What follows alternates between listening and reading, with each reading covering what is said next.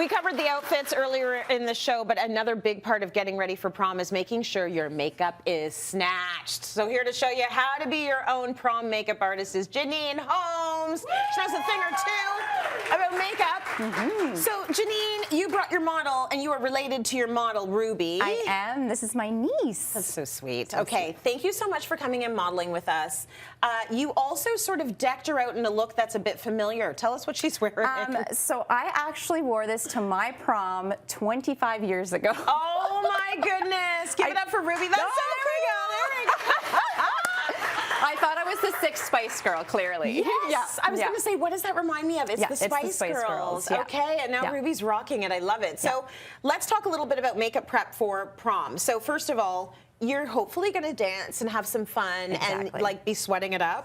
So how do you make sure your makeup lasts? Okay, so the very last step, once you've done everything, everybody knows about long-lasting setting sprays. But I feel like they don't utilize them to their like maximum potential. Often they'll just set it and forget it, meaning they'll spray in the center of the face and then they'll just leave it. But I have a pro tip of a different technique that you can do that's really going to make it last. So what you want to do is you want to start spraying from ear to ear. So I start here and I spray across and then I spray back, and that just gives a beautiful veil of the setting spray. And while it's still wet, I'll take a blending sponge and I actually press it into the skin.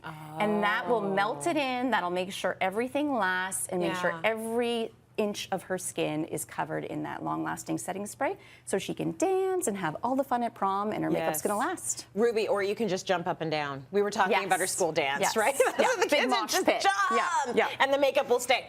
Okay, you say monochromatic makeup is best. It's easy, first of all, and it's a cohesive way to come up with a look, right? It is, and I recommend using a eyeshadow, a shimmery eyeshadow, and think of color families like peaches and pinks and even lilacs look really nice.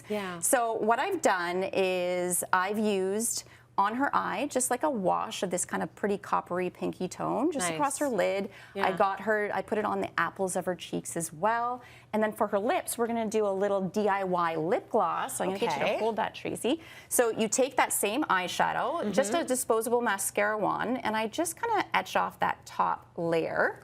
And then we take a clear lip gloss, add that to it. It's a little bit of a chemistry class here, blending everything together. You've got all the makeup hacks, all the DIY hacks, which is great. Yeah, so then you blend that all together, and then you can apply it to her lips.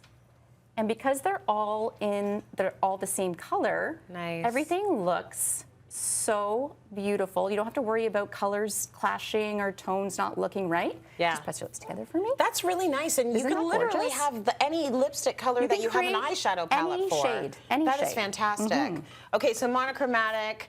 Now we got to talk about those lashes.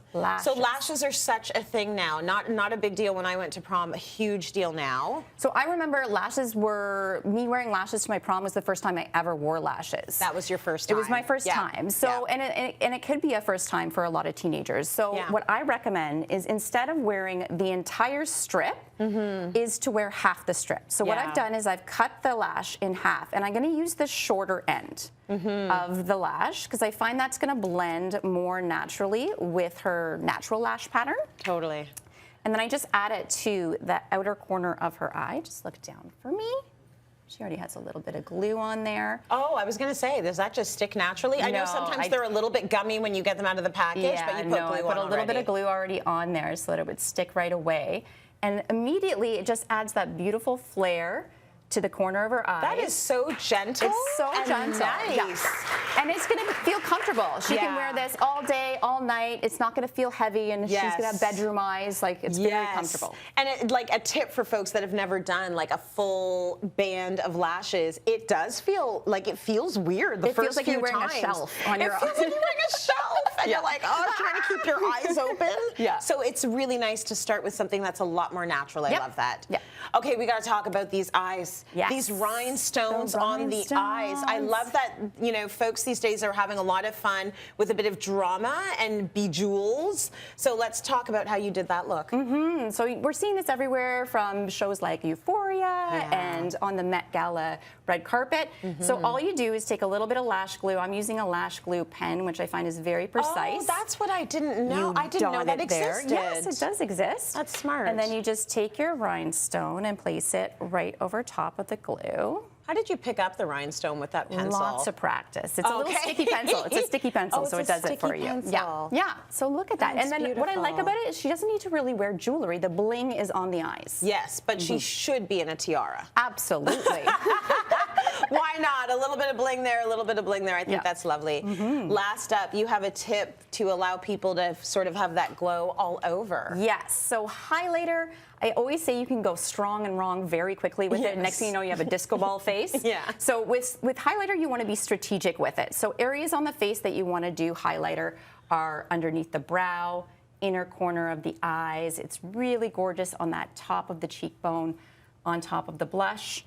Also the Cupid's bow right on the lips is a really great place. Also, because she's wearing her hair back, dusting a little bit on her ears. Oh, I never heard of that. Yeah, so it frames the face and it just draws all the light right here. Beautiful. Now for the body, if you want to get some glow on your body, this is one of my favorite celebrity makeup artist tricks. I learned this from Jennifer Lopez's makeup artist. Well, he knows a thing or two. He knows a thing about the J-Lo glow, right? So he actually uses sunscreen to give the body a glow. So all you do is you spray anywhere where skin is exposed, and it immediately gives a beautiful sheen. And it photographs beautifully, right? Yeah. She's got the J-Lo glow. That is stunning, and it's also good for your skin. We're all supposed to be wearing sunscreen. She's not going to burn if they're taking pictures outside. Beautiful. Beautiful. Ruby, I know you got a few more years until prom, but thank you so much for modeling with us, and I love that you brought your niece in with you. That's fantastic. Thank you. Janine, let's go to break. More coming up. Well done. Well done.